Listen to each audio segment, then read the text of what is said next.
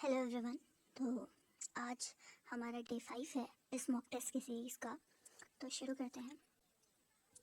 First question है, during ATP synthesis electrons pass through. तो options हैं साइटोक्रोम्स, वाटर, ऑक्सीजन और कार्बन डाइऑक्साइड। क्या होगा? During ATP synthesis electrons pass through cytochromes, water, oxygen और carbon dioxide. तो सही ऑप्शन क्या होगा?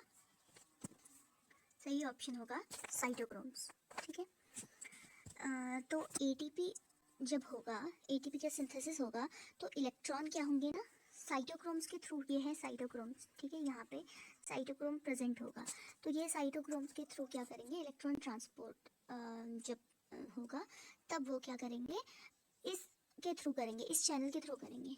ठीक है। तो बहुत ही इंपॉर्टेंट रोल होता है साइटोक्रोम्स का यहाँ पर। जो माइटोकॉन्ड्रिया होता है ना, उसमें प्रेजेंट रहते हैं ये। ठीक है। तो एटीपी का जब सिंथेसिस होगा तो इलेक्ट्रॉन ट्रांसफर करेंगे सीरीज ऑफ साइटोक्रोम्स, बहुत सारी बीच बीच में कहीं कहीं पे होंगे, तो बहुत सारी सीरीज होगी साइटोक्रोम्स की। तो उस सीरीज के थ्रू क्या करेंगे, ट्रांसपोर्ट करेंगे या ट्रेवल करेंगे, जिसकी वजह से क्या होगा, जो प्रोटॉन ग्रेडियंट का क्रिएशन होगा और अल्टीमेटली क्या हो जाएगा, एटीपी का प्रोडक्शन हो जाएगा। ठीक है। हमको यहाँ पे देखने के लिए मिल रहा है कि साइटोक्रोम्स के थ्रू क्या हो रहा है, इलेक्ट्रॉन का ट्रांसफ़र होगा।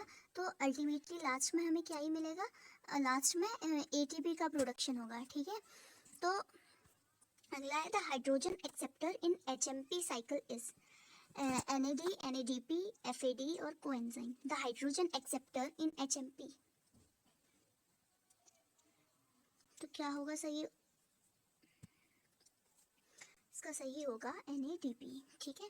Nicotinamide adenine dinucleotide phosphate. इसका कल जो हमने अभी मॉक टेस्ट की सीरीज हुई थी तो सारी फुल फॉर्म्स पे हमने बात करी थी कि एनएडीपी क्या होता है और एनएडी क्या होता है, एफएडी क्या होता है। ठीक है। निकोटिनामाइड एडेनाइन डाइन्यूक्लियोटाइड या निकोटिनामाइड एडेनाइन डाइन्यूक्लियोटाइड फॉस्फेट या जो होता है फेलेनाइन एडेनाइन डाइफॉस्फेट होता है। कोएंजाइम तो कोएंजाइम होगा, तो इसका सही आंसर है एनएडीपी। ठीक है। तो ये क्या होगा, इसमें क्या होता है ना, जो हमारे पास जो प्राइमरी हाइड्रोजन होता है ना, जो प्राइमरी हाइड्रोजन का एक्सेप्टर होगा इस एचएमपी, यानी कि एचएमपी क्या होगा, हेक्सोस, हेक्सोस मोनोफॉस्फेट फॉस्फेट। ठीक है। इसी को हम क्या बोल देते हैं, एचएमपी बोलते हैं।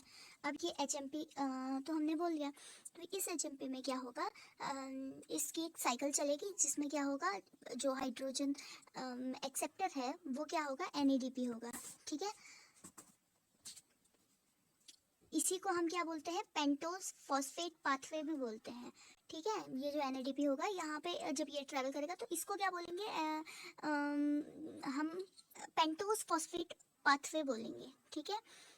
एनएडीपी इलेक्ट्रॉन को एक्सेप्ट करेगा और रिड्यूस करेगा NADPH को। ठीक है ना, जिसकी वजह से क्या होगा, जो बहुत ही मतलब जितने भी अलग अलग टाइप की बायोसिंथेटिक रिएक्शन है वहाँ पे इसका यूज होगा। अगला है, in normal plant the rate of translocation is 10 centimetre per hour, 100 centimetre per hour, 1000 centimetre per hour या 10,000 centimetre per hour. Normal plants की बात हो रही है, रेट ऑफ ट्रांसलोकेशन क्या होगा?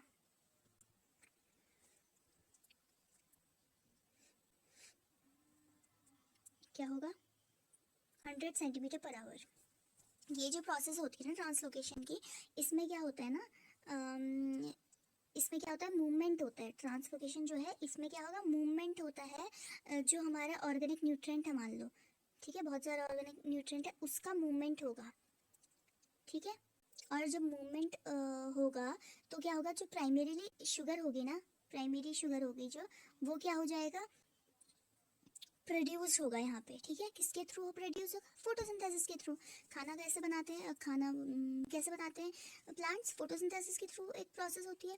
तो यहाँ पे क्या होगा, प्राइमरी शुगर बनेगा और जब बनेगा तो क्या होगा,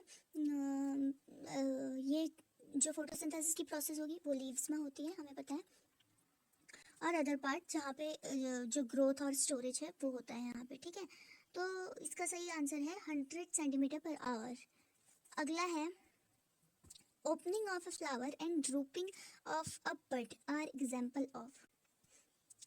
opening of flower and drooping of bud किसके एग्जाम्पल है?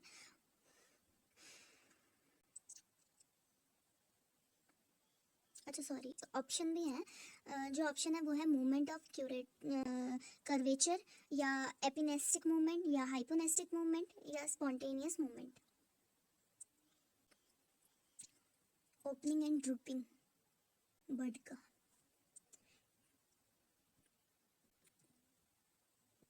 क्या है? स्पॉन्टेनियस मूवमेंट, ठीक है। स्पॉन्टेनियस मूवमेंट के एग्जाम्पल है जब फ्लावर खुलता है या ड्रूपिंग होती है बर्ड्स की, या कोई भी मूवमेंट जो नेचुरली बिना किसी एक्सटर्नल स्टिमुलस के होता है, ठीक है, वो क्या होगा? स्पॉन्टेनियस मूवमेंट होगा। इंटरनल जो फिजियोलॉजिकल चेंजेस होते हैं प्लांट के अंदर ही, उसकी वजह से ये मूवमेंट होते हैं। अगला है during fermentation there is a key reaction in which coenzyme NAD is reduced. The reaction is glucose to glucose 6-phosphate, fructose 1,6-diphosphate to 3-phosphoglyceraldehyde and dihydroxyacetone phosphate, glucose 6-phosphate to fructose 6-phosphate, 3-phosphoglyceraldehyde to 3-phosphoglyceric acid। Fermentation के time पर जो की reaction होगी जिसमें coenzyme NAD reduce हो जाएगा, वो reaction क्या होगी?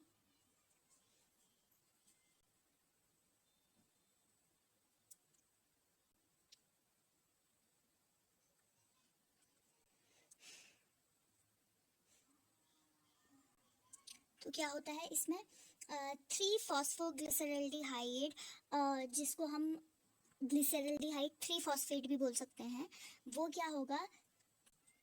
वो चेंज होगा किसमें, या कन्वर्ट हो जाएगा किसमें? 3-फॉस्फोग्लिसरिक एसिड में, ठीक है। इसी रिएक्शन को क्या बोलते हैं हम? मतलब ये रिएक्शन एक पार्ट होती है ग्लाइकोलाइटिक पाथवे का, ठीक है, जहाँ पे NAD क्या होता है? रिड्यूस हो जाता है NADH में।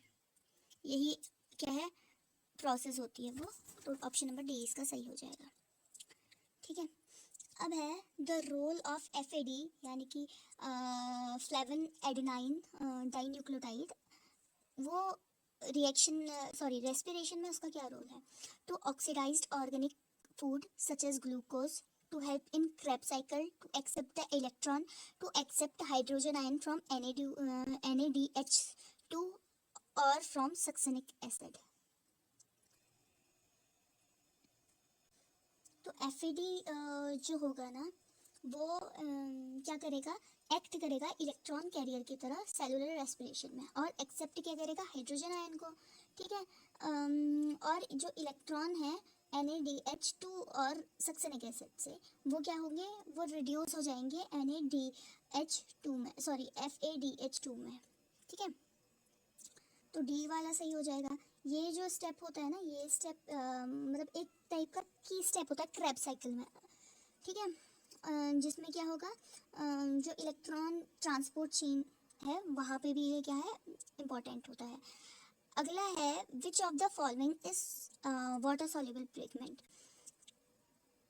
ऑप्शन है carotene, ज़ेंथोफिल, पाइकोसाइनिन, anthocyanin.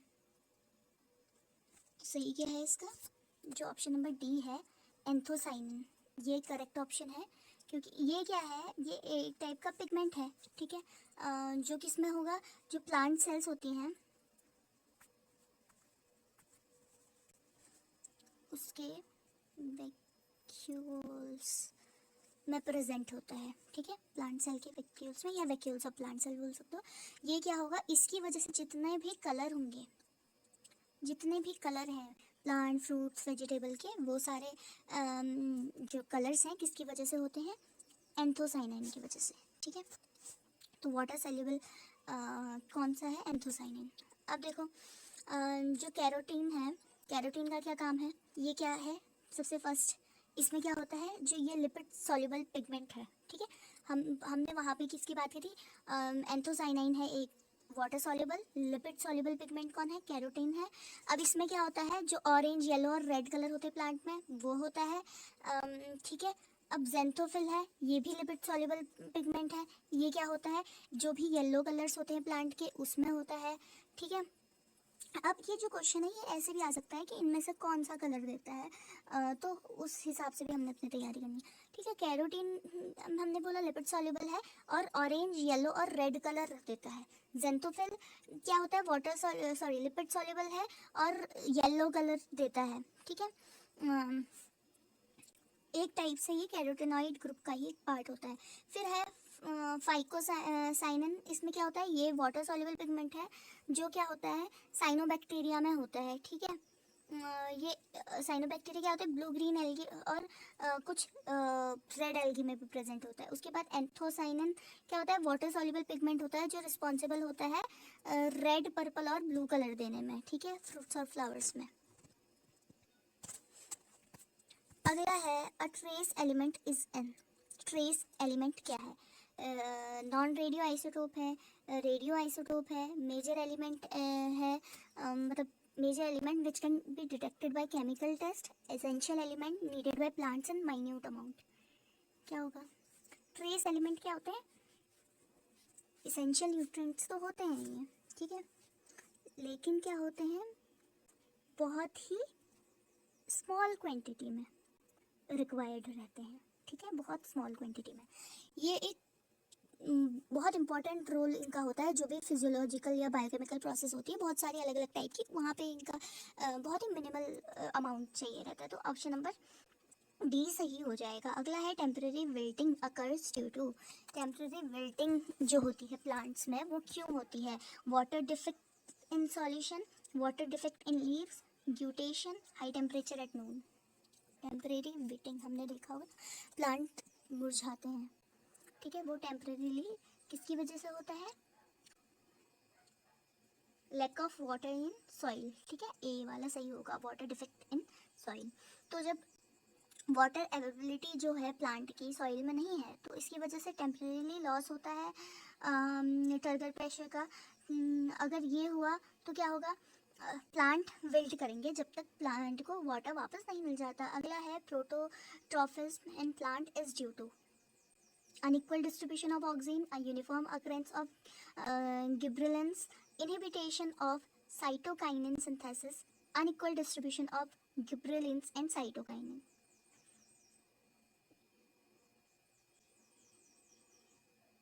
प्रोटोटॉपिज्म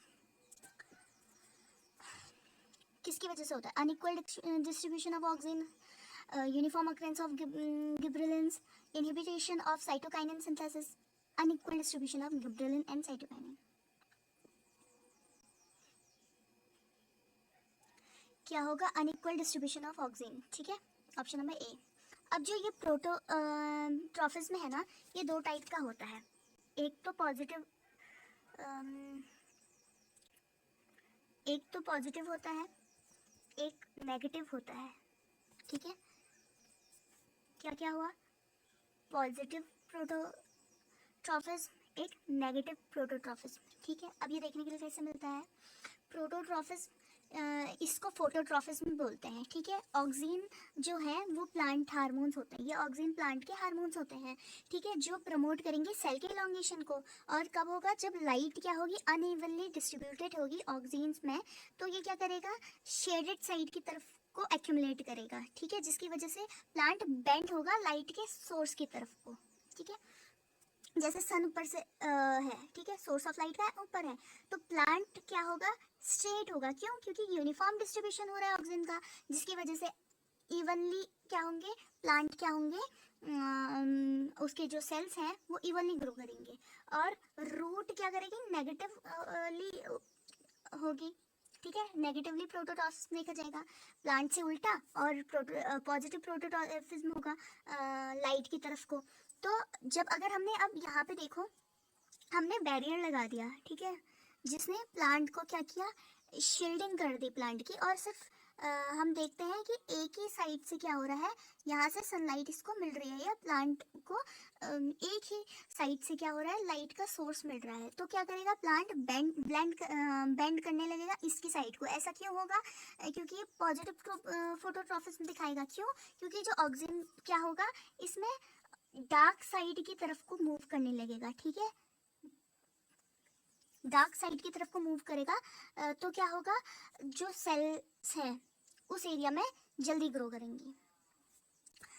in hypertonic solution a cell water potential क्या है, decreases, increases, no change, may increase और decrease. In hypertonic solution waters cells water potential क्या होगा, डिक्रीज, इसका सही होगा ए। ठीक है, एक हाइपरटोनिक सॉल्यूशन में जब एक्सटर्नल एनवायरनमेंट के पास हायर सॉल्यूट कंसंट्रेशन का होगा, ठीक है, हायर सॉल्यूट कंसंट्रेशन होगा इनसाइड से, मतलब अंदर से, अंदर की तुलना में बाहर ज़्यादा है, तो जो वाटर क्या होगा बाहर की तरफ को आएगा। ठीक है, जिसकी वजह से वाटर पोटेंशियल अंदर डिक्रीज हो जाएगा। ये बात हमने कल भी करी थी।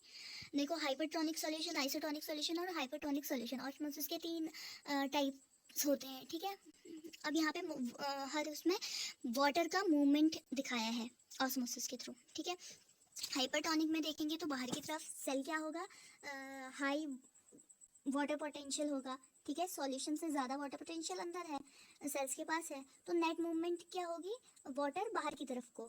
ठीक है, उसके मतलब जिसकी वजह से जो सेल्स हैं वो शिवेल्ड भी करते हैं। फिर होता है आइसोटोनिक सॉल्यूशन। इसमें क्या होगा कि जो वाटर पोटेंशियल है वो बराबर होगा आइसोटोनिक सॉल्यूशन में। ठीक है, सेल्स और सॉल्यूशन के बीच में दोनों में बराबर है, तो नेट मूवमेंट ऑफ वाटर का यहाँ पे नहीं होगा। ठीक है, सेल नॉर्मल होगा। उसके बाद हाइपोटोनिक सॉल्यूशन, हाइपोटोनिक सॉल्यूशन में क्या होगा कि सेल्स की लोअर वाटर पोटेंशियल होगा सॉल्यूशन से, तो नेट मूवमेंट क्या होगा अंदर की तरफ को होगा, और सेल यहाँ पे क्या होगा, स्वेलिंग आ जाएगी। ठीक है, तो ये भी आ सकता है कि शिवर्ड सेल कब होते हैं, नॉर्मल सेल कब होता है, या सेल स्वेल कब करता है। अगला है amino acids are synthesised from mineral acid, alpha ketoglutaric acid, fatty acid, volatile acids. क्या होगा, अल्फा कीटो ग्लूटेरिक एसिड। ठीक है, अब है photo respiration take place in, photo respiration कहाँ पे होता है, mitochondria, peroxisomes, glyoxysome, Golgi bodies.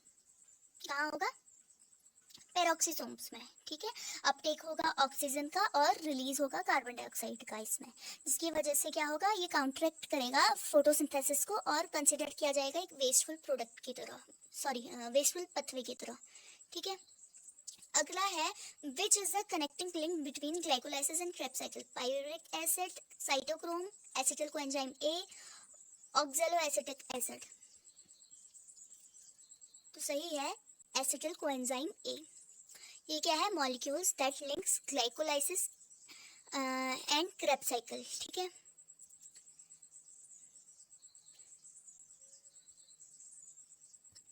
इसमें क्या होगा ना, डी कार्बोलाइजेशन होगा, मतलब फॉर्म करेगा डी कार्बोलेशन ऑफ पायूरेट को, जो एंड प्रोडक्ट होता है ग्लाइकोलाइसिस का, जिसकी वजह से फिर ये एंटर करेगा क्रेब्स साइकिल में फर्दर ऑक्सीडाइज करने के लिए एनर्जी के प्रोडक्शन को। ठीक है, the alternate name for Krebs cycle is, क्या होता है, citric acid cycle, glycolate cycle, glyco oxalate cycle, EMP पथवे। Citric acid cycle इसका सही आंसर हो जाएगा। ठीक है, क्यों, क्योंकि क्या होता है, पहला प्रोडक्ट होता है इसका सिट्रिक एसिड। ठीक है, मेटाबॉलिक पथवे में फॉर्म होता है ये।